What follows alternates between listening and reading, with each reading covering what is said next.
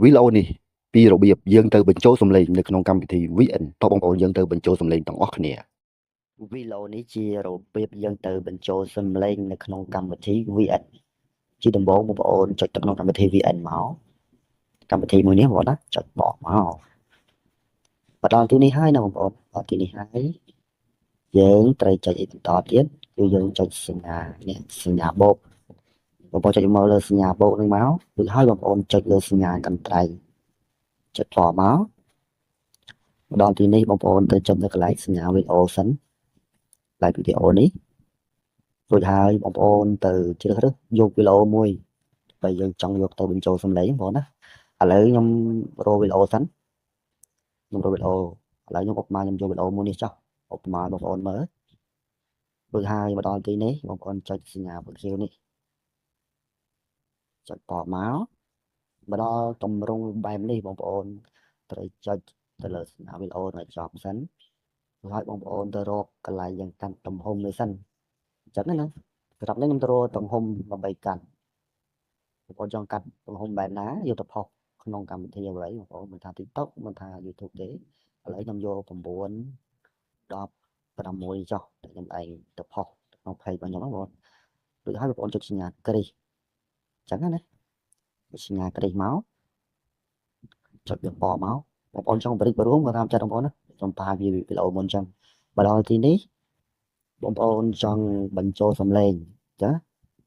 ដើម្បីលុបសំឡេងចាប់អានបងប្អូនចុចលើសញ្ញាមីក្រូនេះយើងលុបសំឡេងដែលយើងថតណាវាមានខ្យល់មានអីចឹងបងប្អូនណាឬហើយបងប្អូនចង់បញ្ចូលសំឡេងបងប្អូនចុចមកកន្លែងនេះសញ្ញាហ្នឹងបងប្អូនចាំតម្រង់មកវាទៅអញ្ចឹងមាន logo បែបហ្នឹងបងប្អូនចុចមកបងប្អូនចុចលើសញ្ញាមីក្រូពណ៌ក្រហមនេះ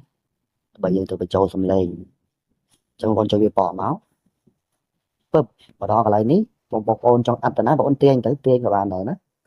ហើយបងប្អូនឥឡូវខ្ញុំចាប់ដើមសាកបងប្អូនមើលអញ្ចឹងចំនួន3វិវាឲ្យយើងត្រៀមនិយាយបងប្អូនណាមិនចុចភ្លាមអាត់ភ្លាមទេឥឡូវ3វិវាលោត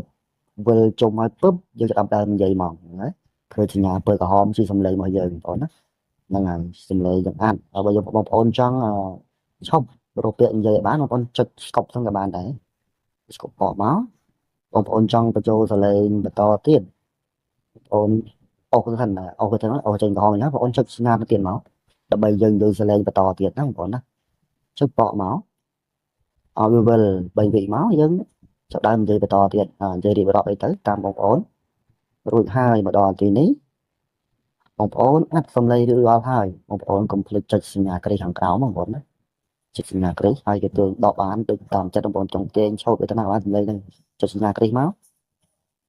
តាមដល់កន្លែងនេះសលេងបងប្អូនស្គាត់វាចប់ស្គាត់វាចប់បងប្អូនចង់ទាញសលេងហ្នឹងដាក់កន្លែងណាក៏បានដែរបងឃើញទេព្រោះមិនយើងអាត់2តង់មែនទេអាត់2តង់អាត់សលេង2តង់ដល់ទីនេះរួចហើយបងប្អូនកុំភ្លេចតែខ្ញុំប្រាប់ពីវីដេអូមុនហើយកុំភ្លេចលុប logo របស់វាចេញអញ្ចឹងណាលុបចោលមកបងប្អូនចង់លុបចុចបកមកចុចលើសញ្ញាលុបពីមកធំរាមហ្នឹងចុចបកមកនឹងលុបបាត់ហើយអត់មានអីទេមានតែប៉ុណ្ណឹងបងប្អូនឬបងចុចសញ្ញា cell គឺ ខាងលើនេះមកវាដូចតែ4មុនបងប្អូនហ្នឹងដូច4មុនអញ្ចឹងក្នុងកម្មវិធី VN ណាទីកម្មវិធី VN បងទាញមកដល់នេះមកបងទាញមកកន្លែងនេះជាក់សិន